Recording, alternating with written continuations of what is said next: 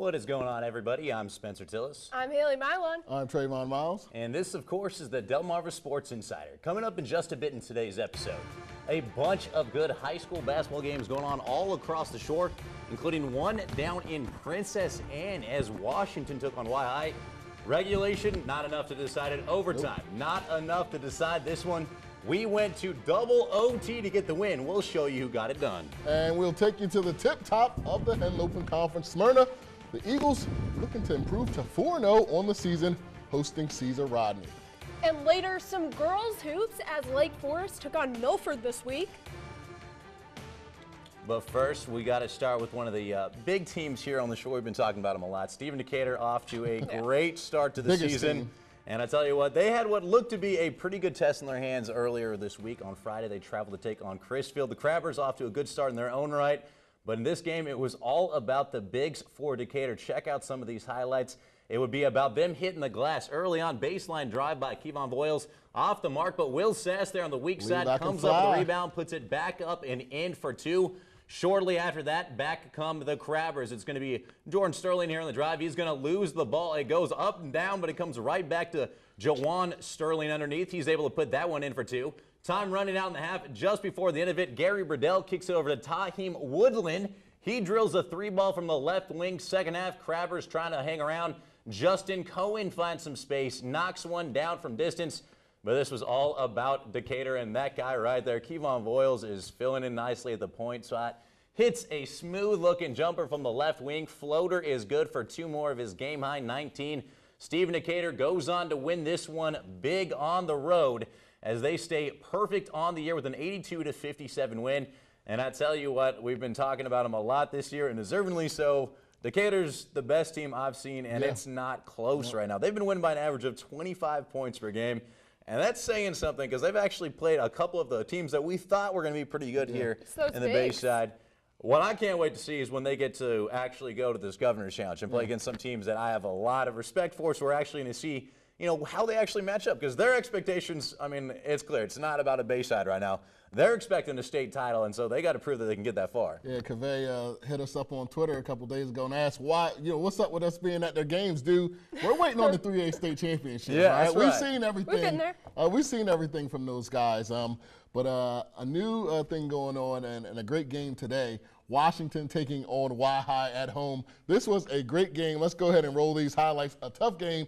Keyshawn Marshall going to miss the floater right here. But I tell you what, this guy had a great game. Josh Sproul going up to give his team the lead just before the end of the third quarter. Y High not backing down. Antoine Armstrong with the big man move. Give me all three of those. They jump back out in front. Time running out in regulation. Jaden Baker from half court is not going to go into overtime. Tied in overtime, Baker again not getting the foul call. You're a freshman. You're not getting that foul call. And we are going to double overtime. This was a great game, as I mentioned. Y High up on the run right now. John Taylor kicking up to Kenny Burke. Burke back out to Taylor for a huge three. Nice. And Y High thought they had something with a minute left here. But Washington came right back. Stevens up to Sproul again, who's going to get the layup to go right there. They would actually take the lead right there. And as Y High tries to get in right here, a great play, great defensive play, if that's what you want to call it. That's that Danny Lamb defense right there. And Y High cannot get a shot to go in the end as Washington wins in double overtime, 71-69. This is a great win by Washington.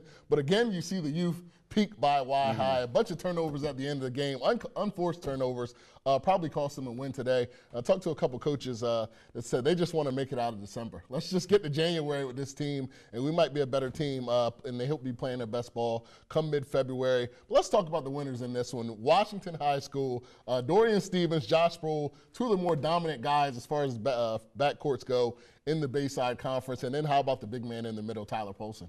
I would say they're the least impressive undefeated team that we have right now, to be honest with you. Hey, they don't really have that big of wins so far yet. Y High has been beaten up by a lot of other teams so far, and it took double OT to beat them. I'm really not that impressed with Washington so far. A win's a win, But Washington. the Washington guards, they are speedy. That looks like a skilled backcourt. It is. All right, so speaking of undefeated, perfect records, as you were saying, Spencer, and speaking of unimpressive, you tell me this is unimpressive. The Smyrna Eagles put their perfect record on the line as they were home taking on the Caesar Rodney Riders.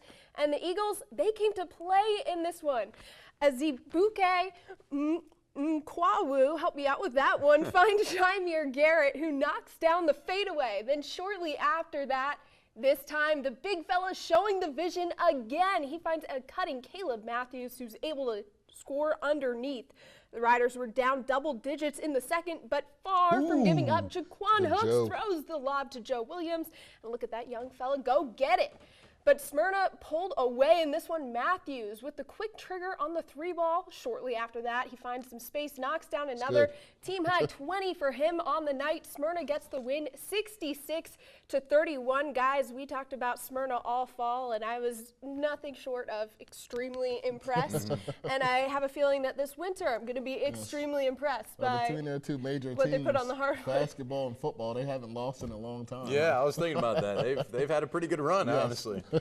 How sick of perfection can you get, though? I don't know. They got 2 7-footers there. I'm going to keep saying We're that talking about until the they lose. irony of it is they are the biggest team in the world, and yet they got a guy that has a green light as soon as he crosses half court, and you ain't going to hear a word if he pulls it, because Matthews is, I mean, he might be the best shooter in the state. He has unreal range. I think so.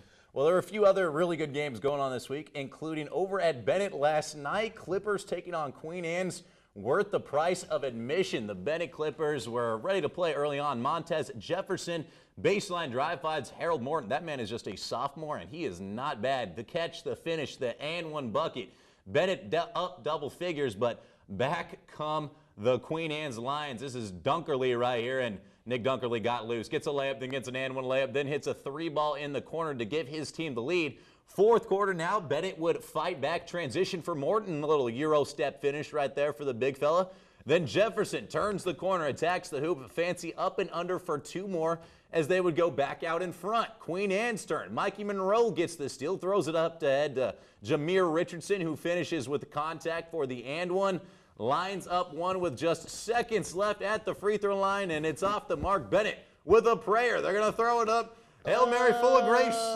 Not tonight. Queen Anne survives 64-63 the final. Cape hosting rival Sussex Tech in the Silent Night game. Sitting on 9, Jerry Harden stepping up to the free throw line, and the crowd goes wild. The student section finally waking up. Sussex Tech not impressed in this one. Patrick Dennis going to get the turnaround, Jay. 25-25 tied up in the middle of the second quarter, but not for long. Isaiah Dadsey, he's another one of the good shooters in the state of Delaware. That 3-ball is good in the corner. And then check out the big man, Ian Robertson, cruising the lane, gets the and one with the left hand right there. Don't sweat the technique.